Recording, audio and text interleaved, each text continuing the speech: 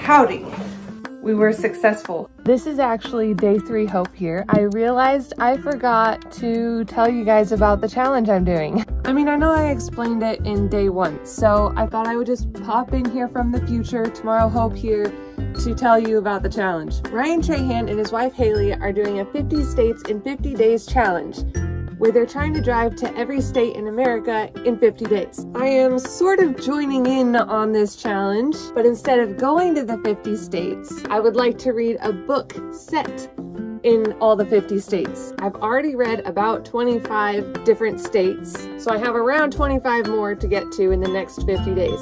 Give or take a few. For each state that Ryan and Haley hit, I will either be featuring a book I've already read in that state or trying to read a new book that I haven't read before in that state, so that by the end, they will have visited all 50 states and I will have read a book set in all the 50 states. That's the challenge.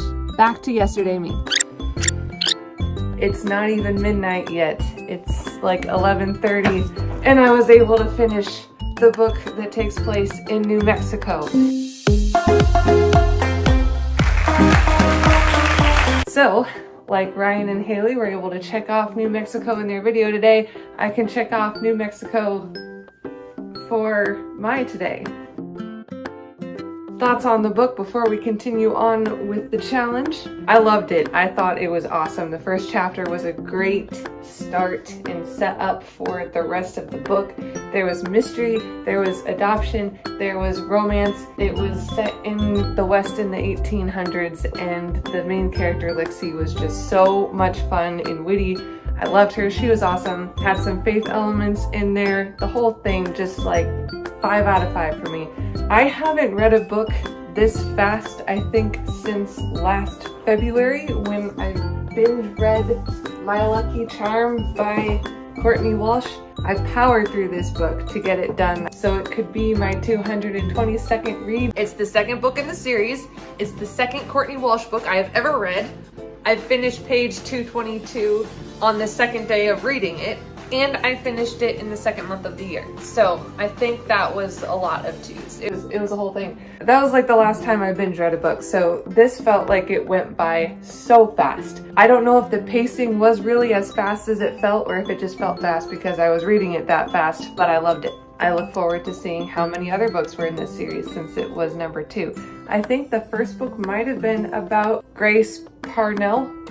I don't remember what her last name was exactly. I was just getting some of those vibes. Something that I am looking forward to finding out about this challenge is what kind of books are written in the different states, or if there's like a theme that comes up or a fun fact about a state that I can find out in reading these books.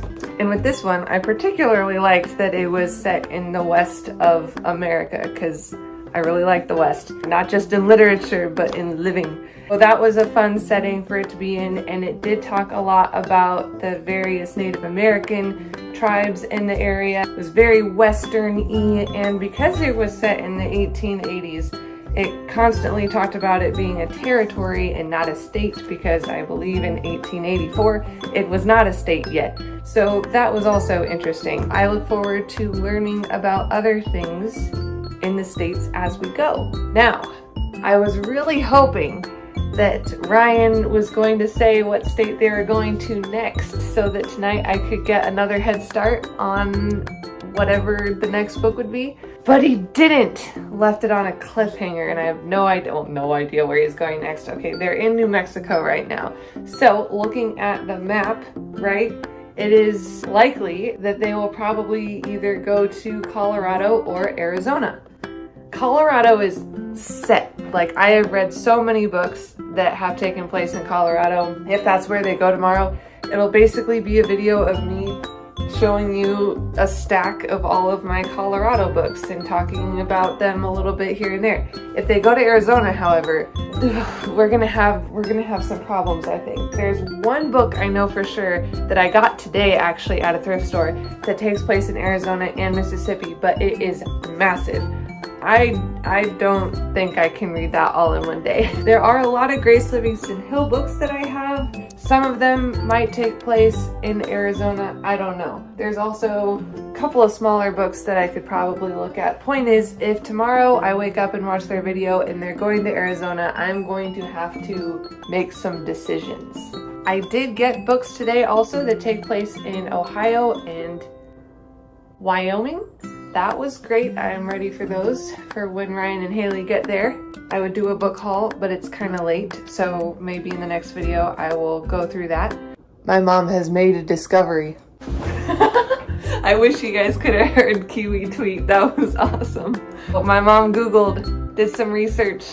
This book right here takes place in Arizona. So guess what book I'm starting tonight as a safety net for if they go to Arizona tomorrow.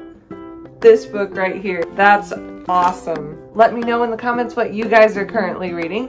And if you're keeping up with Ryan's videos, I thought the nut house looked pretty cool, but the pizza in the silo was also really fun. I will see you guys in the next video. Ciao!